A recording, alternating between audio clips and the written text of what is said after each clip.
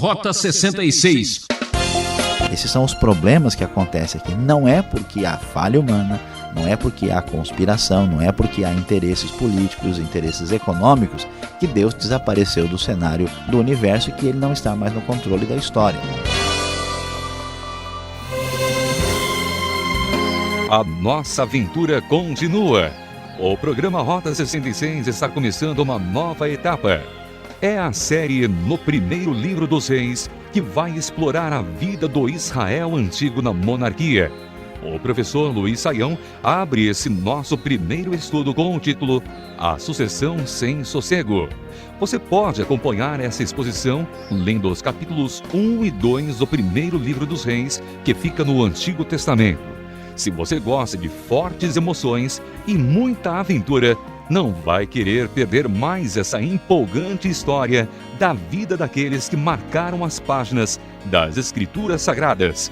Você acha que a sua vida é complicada e que é uma pessoa confusa? Então veja só o que aconteceu com a família do rei Davi. Vamos juntos! Caia na real! Rota 66, hoje dando início ao nosso estudo no Primeiro Livro dos Reis. Você certamente sabe que a Bíblia tem 2 livros que são chamados Livro dos Reis. Esses livros estão na sequência dos 2 livros de Samuel. E eles falam a respeito da época da monarquia em Israel. Você deve se lembrar, Israel foi inicialmente governado pelos juízes, que eram os governantes tribais que em determinadas ocasiões assumiam uma espécie de liderança nacional. Depois eles pediram um rei, e nós já estudamos sobre o reinado de Saul e o reinado de Davi, e o primeiro livro de Reis dá início à sucessão do trono, à continuidade desse reinado. O nosso assunto hoje aqui, estudando capítulo 1 e capítulo 2 do primeiro livro de Reis, será a sucessão sem sossego. O rei Davi já estava bem idoso, ele inclusive estava sentindo muito frio por causa da sua idade e pedia que fosse coberto com cobertores, e conforme o costume antigo, sendo ele um rei, trouxeram uma jovem que pudesse cuidar dele. O nome dela era Abisag. E neste momento do final da vida de Davi, você deve se lembrar aí, conforme nós já mencionamos aqui no Rota 66, que essa época da monarquia é uma época mais precisa em termos de datação. E aqui nós temos o reinado de Davi terminando por volta do ano 970 a.C. Mas muito bem, nesta situação de transição aconteceu um episódio impressionante. Isso inclusive é útil para percebermos e descobrirmos como a Bíblia é realista e fala das coisas do jeito que elas são. Havia um filho de Davi chamado Adonias, que muito provavelmente era o filho mais velho sobrevivente de todos os filhos de Davi nesta ocasião. O texto da Nova Versão Internacional nos relata o que acontece no versículo de número 5. Ora, Adonias, cuja mãe se chamava Agite, tomou a dianteira e disse: Eu serei o rei. Providenciou uma carruagem e cavalos, além de 50 homens para correrem à sua frente. Seu pai nunca o havia contrariado, nunca lhe perguntava por que você age assim. Adonias também tinha boa aparência e havia nascido depois de Absalão. Então aqui nós temos uma espécie de radiografia, de tomografia do cenário aqui interno da família real.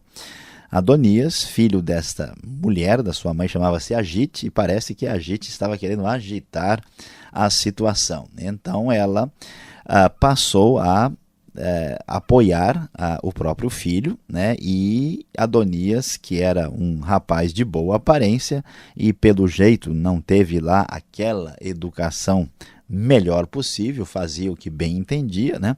Parece que Davi havia repetido as dificuldades com o próprio Absalão, e então, nesse momento, Adonias, que provavelmente sabia já que o trono não estava destinado a ele, resolveu deixar o processo de sucessão sem sossego. Sim, ele, então, diz o texto que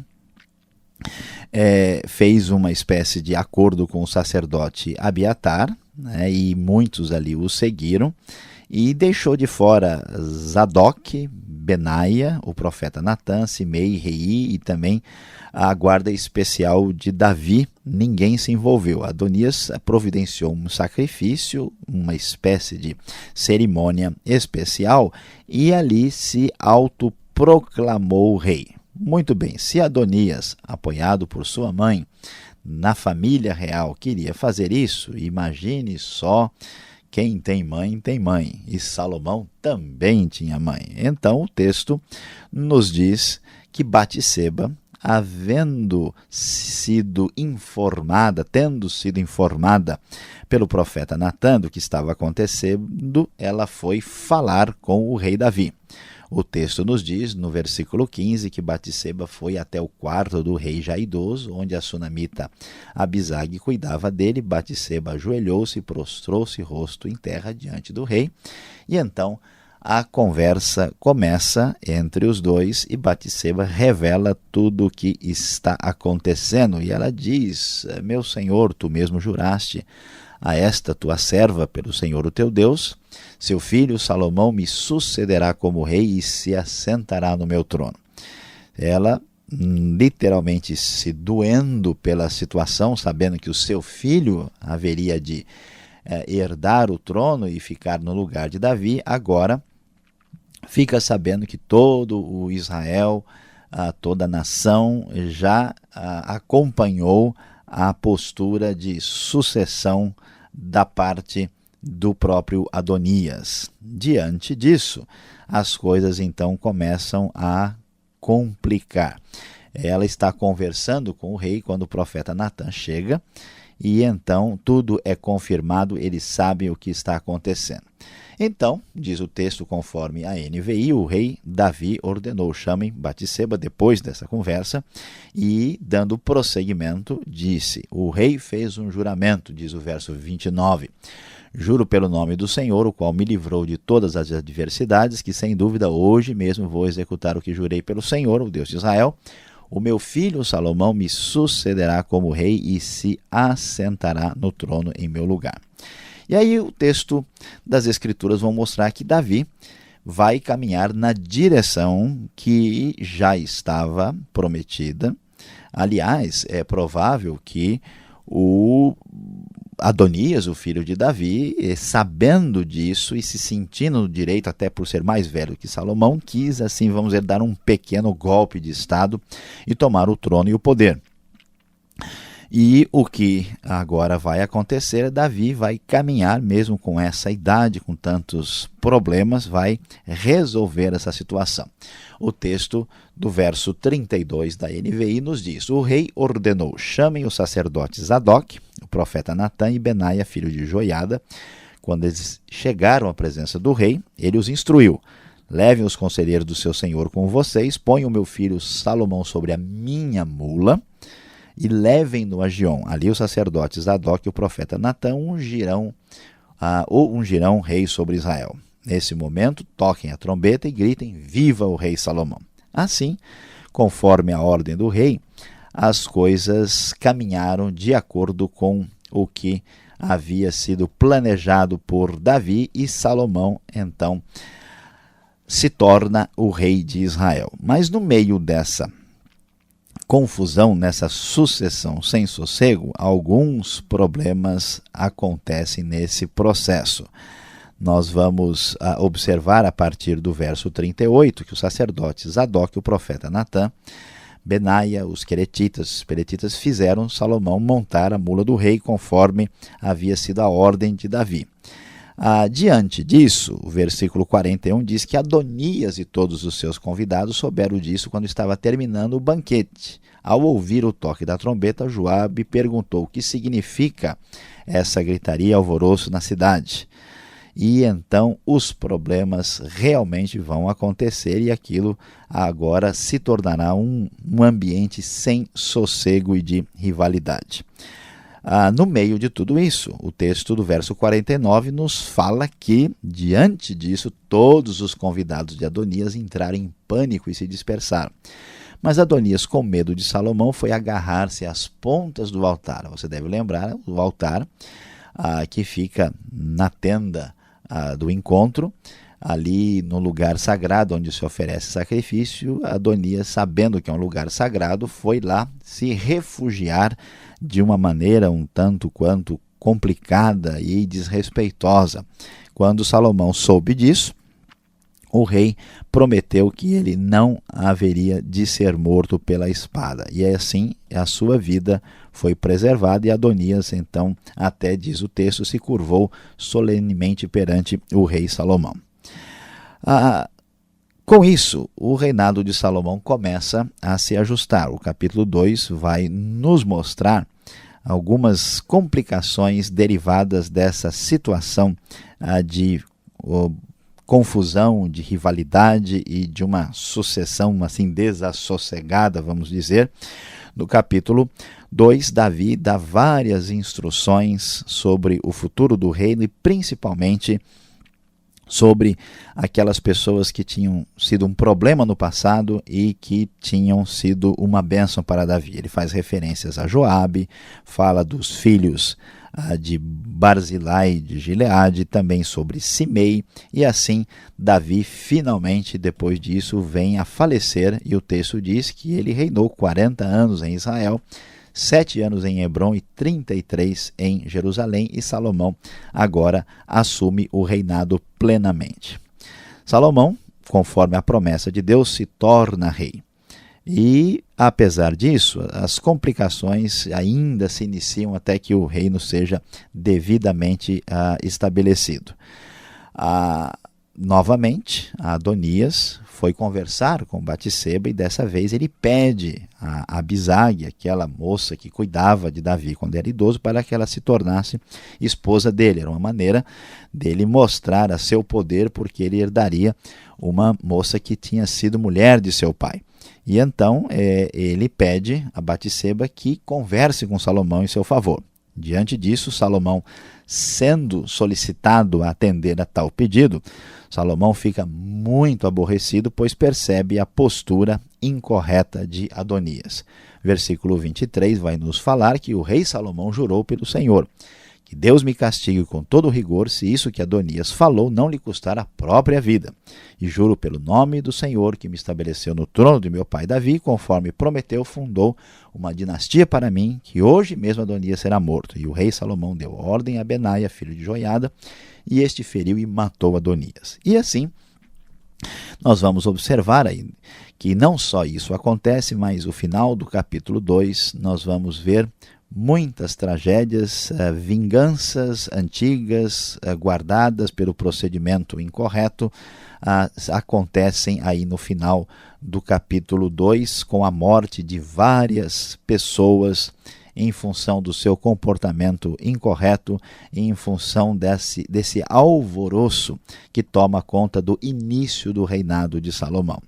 E é isso mesmo, temos aqui uma sucessão sem sossego, com muitos problemas derivados da vida de Davi, derivados da natureza humana problemática, e o importante é descobrir que, apesar dessa fragilidade, apesar da confusão dos tempos antigos, Deus estava no controle da história, mostrando o seu poder e a sua graça, e aqui se inicia o glorioso e tremendo reinado de Salomão, que você continuará acompanhando conosco nos próximos programas.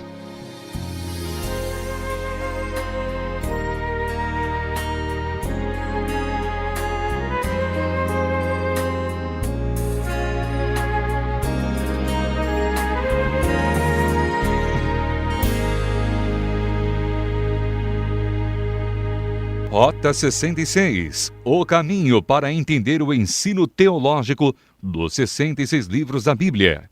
Uma rápida interrupção e o professor Saião volta. Hoje estamos começando uma nova série. Primeiro Livro dos Reis, capítulos 1 e 2. Tema: a sucessão sem sossego. Rota 66 tem produção e apresentação de Luiz Saião, textos de Alberto Veríssimo, locução Ricardo Santos, realização Transmundial. Caixa Postal 18.113, CEP 04626970 São Paulo, capital. Correio eletrônico rota66@transmundial.com.br. Fique agora com as perguntas.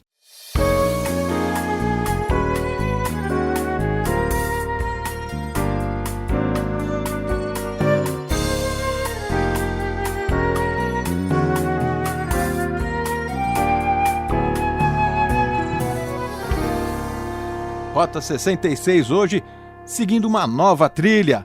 Primeiro Livro de Reis, capítulos 1 e 2. Nova emoção, professor Luiz Saião. Explique um pouco mais para nós, o autor deste livro, para nós um pouco desconhecido. Que época nós estamos entrando agora? E qual o propósito, a ênfase de escrever um livro falando, digamos, da vida política de Israel? Olha, pastor Alberto, nós não temos escrito no livro uma declaração de autoria. O que nós sabemos é que os dois livros de Reis eram uma composição literária única. Os dois livros estavam unidos. E se nós olharmos até o final de 2 Reis, nós vamos pegar a época do final do reino de Judá, quando o povo já começa a ir para o exílio após a invasão babilônica que se dá aí por volta do ano 587 e 586. A tradição tem sugerido o autor de Reis, o profeta Jeremias. É uma possibilidade, mas nós não temos assim certeza absoluta a respeito disso. É interessante observar que o livro de Reis está discutindo a relação da monarquia de Israel com a questão da aliança que Deus estabeleceu com Israel. Como é que vai ficar aí essa situação, se o reino de Israel vai se dividir, vai ter Israel e Judá agora, e essa relação é discutida no livro entre monarquia e aliança.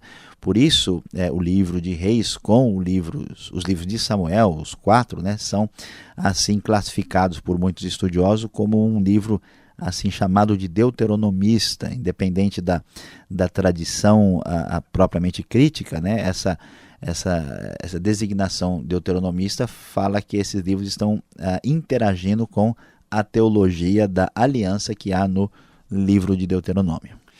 Nós encontramos agora aqui no primeiro livro de Reis o final da vida de Davi, o grande rei, que fez a unificação das 12 tribos de Israel, mas ele não era um homem de Deus? A pergunta é, parece que no final da vida dele ele só tem problemas a serem resolvidos. Pois é, pastor Alberto, de fato a gente tem aqui Davi já com uma certa idade, inclusive meio estranho, ele é um rei de Israel dos tempos antigos, 1000 anos antes de Cristo, e ele tinha um harém, e lá quando ele estava idoso havia uma moça que cuidava dele e era assim praticamente uma concubina de Davi, E o problema é que aqui está uma questão muito séria e importante. Não é porque Davi era um rei estrategista, sábio, que ele conseguiu ajustar todos os detalhes da sua vida. É importante destacar, por exemplo, que Davi não soube lidar muito bem com os filhos. A Bíblia deixa claro isso, que as atitudes incorretas de Davi, Deus havia falado a ele que a espada não se afastaria da sua família, então isso está se cumprindo aqui agora.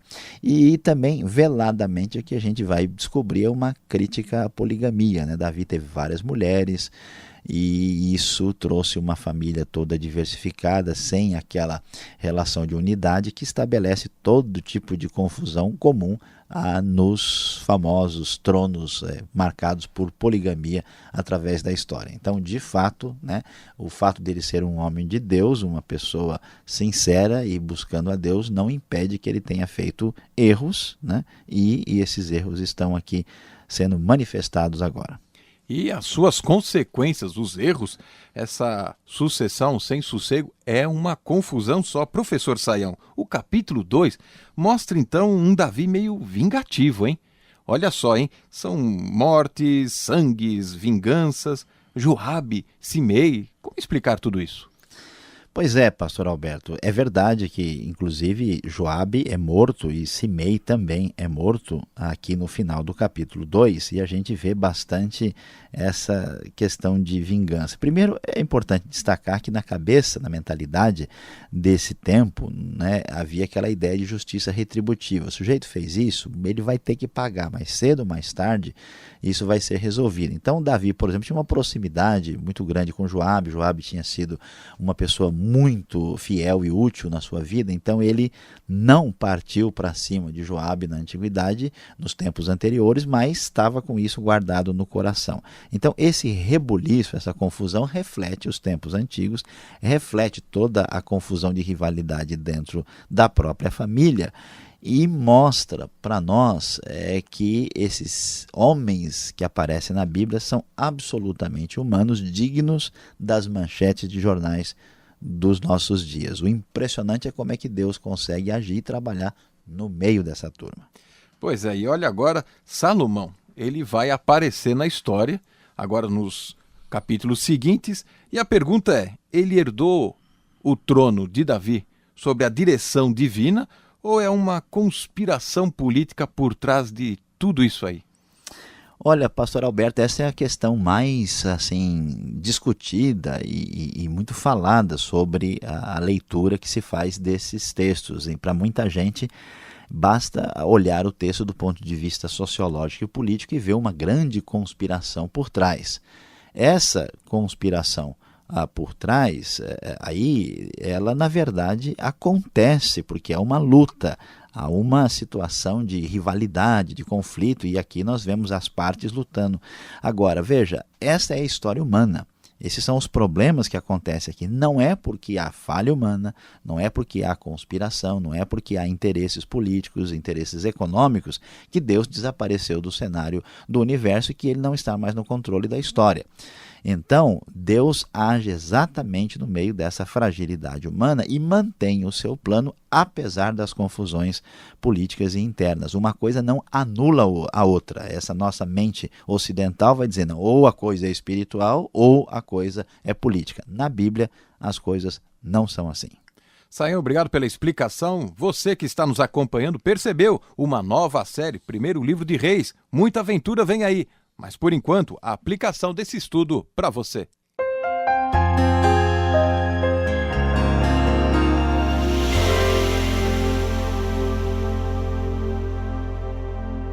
Hoje no Rota 66, você iniciou a nossa jornada conosco aqui no Primeiro Livro dos Reis.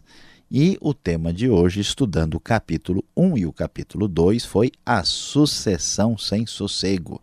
Você viu que Davi passa o trono para Salomão na sucessão da monarquia, uma sucessão atribulada, sem sossego, com muitas dificuldades e complicações. E diante de tudo isso, o que isso tem a ver com a sua vida hoje, exatamente agora que você está ouvindo o Rota 66? A grande verdade, que é o contrário do que a gente imagina, Deus age na história de pessoas normais e complicadas. Ao contrário do que se pensa, a ação de Deus na história não é uma ação voltada apenas para a vida de pessoas santas, especiais, separadas do mundo, diferentes de todas as pessoas. Não. Deus constrói a sua história de redenção, de salvação e de bênção exatamente na vida de pessoas comuns e normais como eu e você, e até mesmo de pessoas bem complicadas. Não se esqueça disso e guarde no fundo do coração esta aplicação para a sua vida.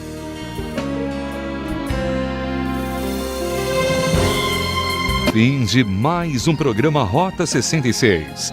Obrigado pelo carinho de sua audiência e espero nessa sintonia e horário para mais um estudo na série Primeiro Reis. Até lá! Acesse o site transmundial.com.br. Tchau!